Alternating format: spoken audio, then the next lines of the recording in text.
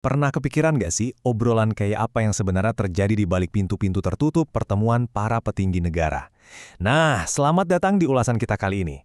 Hari ini kita bakal membedah sebuah momen diplomasi tingkat tinggi yang super rahasia dan jarang banget bocor ke publik.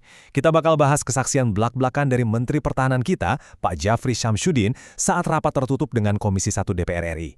Ini bukan sekedar obrolan basa-basi antar menteri ya, ini tentang kedaulatan negara kita, sejarah militer kita, dan gimana susahnya main cantik di tengah tekanan raksasa global sekelas Amerika Serikat.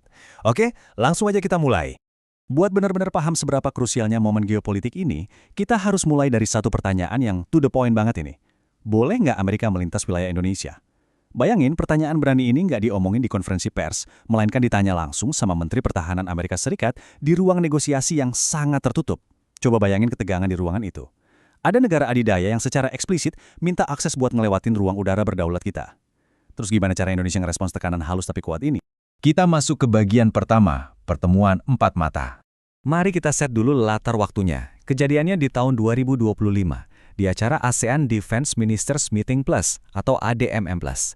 Ini tuh forum raksasa tempat kumpulnya negara-negara kuat di dunia dan regional. Nah, di tengah padatnya acara itu, Menteri Pertahanan AS tiba-tiba minta waktu khusus buat ketemu bilateral secara empat mata sama Pak Syafri. Empat mata di sini literally cuma berdua. Tanpa delegasi yang ngekor, benar-benar ruang private buat diplomasi tingkat tinggi yang jujur, terbuka, dan pastinya tanpa basa-basi. Yang menarik nih, delegasi AS nggak langsung nodong minta ini itu. Mereka buka obrolan dengan ngasih apresiasi ke strategi pertahanan Indonesia. Mereka paham dan respect banget kalau kita ini pakai strategi defensif aktif. Maksudnya, kita nggak punya niatan buat nyerang keluar atau jadi negara agresif. Fokus kita itu ya murni jaga halaman rumah kita sendiri, ngelindungin rakyat, dan siap bertahan kalau diserang. Pengakuan ini penting banget, karena kelihatan kalau AS udah bener-bener ngeriset doktrin pertahanan kita sebelum mereka berani ngajuin permintaan. Lanjut ke bagian kedua, permintaan lintas udara AS. Nah, setelah puji-pujian tadi, baru deh pihak Amerika masuk ke inti obrolannya. Dengan alasan ada keperluan operasional yang mendesak, mereka langsung minta izin buat ngelewatin wilayah udara Indonesia sambil janji bakal taat sama aturan kita. Di titik ini, ketegasan seorang Menteri Pertahanan diuji. Dan respon Pak Syafriye itu tenang, elegan, tapi tegas banget secara konstitusi. Beliau nggak langsung jawab iya karena sungkan, tapi juga nggak langsung bilang enggak yang bisa merusak hubungan diplomatik. Beliau langsung balikin urusannya ke hierarki komando. Intinya beliau bilang, saya harus lapor dulu ke Presiden Prabowo karena Presiden adalah Panglima tertinggi TNI. Benar-benar penolakan halus yang prosedural dan nggak bisa dibantah. Masuk ke bagian ketiga, isu cekal pasukan khusus. Pas ngerasa mentok soal izin ruang udara, pihak AS kayaknya sadar mereka butuh pendekatan lain. Mereka nyoba nyairin suasana dengan ngundang Pak Syafri buat datang ke Amerika di tahun 2026. Tapi, undangan ini malah ngebuka luka lama militer kita. Pak Syafri ngerespons dengan ngingetin sebuah fakta mengejutkan, kalau kemungkinan besar beliau nggak akan bisa pergi ke sana. Kenapa? Karena ada angka ini, 27.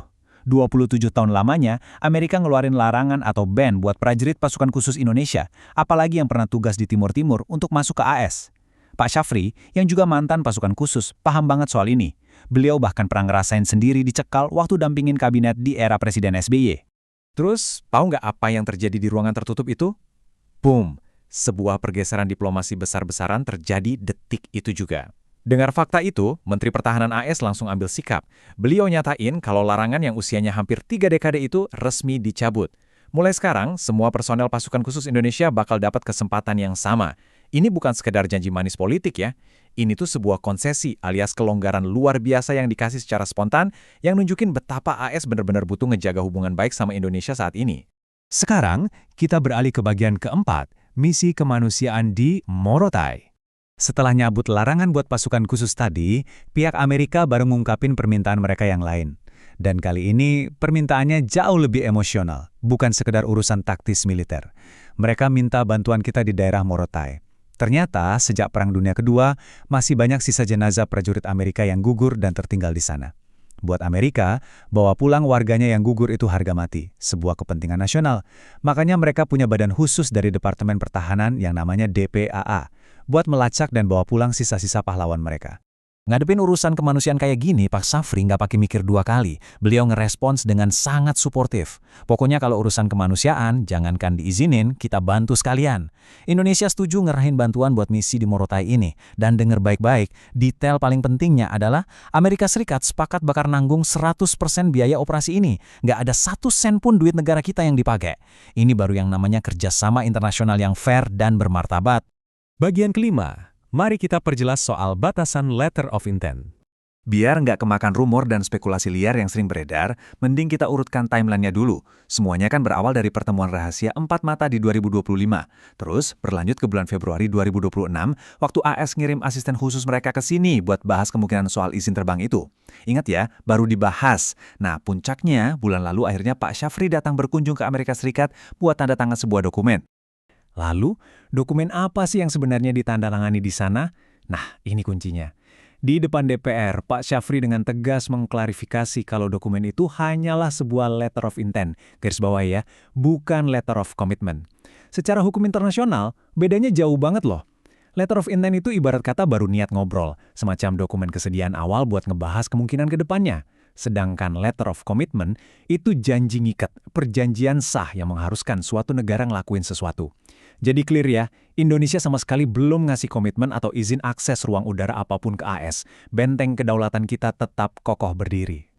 Dan jangan salah, letter of intent yang cuma sebatas niat itu juga dikunci ketat sama 3 syarat mutlak. Pertama, Amerika Serikat harus benar-benar menghormati kedaulatan dan integritas wilayah kita.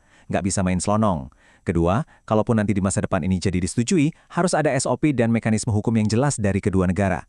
Dan yang ketiga, ini yang paling esensial, harus didasarkan pada prinsip mutual benefit dan mutual respect, harus saling menguntungkan dan saling menghormati. Kalau 3 pilar ini nggak terpenuhi, ya rencana kerjasama ini dipastikan nggak akan jalan.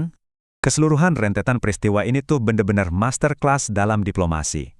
Jadi ini meninggalkan kita dengan satu pertanyaan besar buat dipikirkan. Di era geopolitik sekarang yang makin panas, gimana caranya sebuah negara bisa nyimbangin tawaran kerjasama militer global yang menggiurkan, tapi di saat yang sama tetap melindungi kedaulatan konstitusionalnya mati-matian? Dari ulasan ini kita bisa lihat kalau sikap tegas, kepintaran bernegosiasi, dan kepatuhan pada konstitusi itu bisa banget jalan beriringan. Semoga ulasan kali ini bikin kita makin melek sama apa yang terjadi di sekitar kita ya. Sampai jumpa di bedah materi seru berikutnya.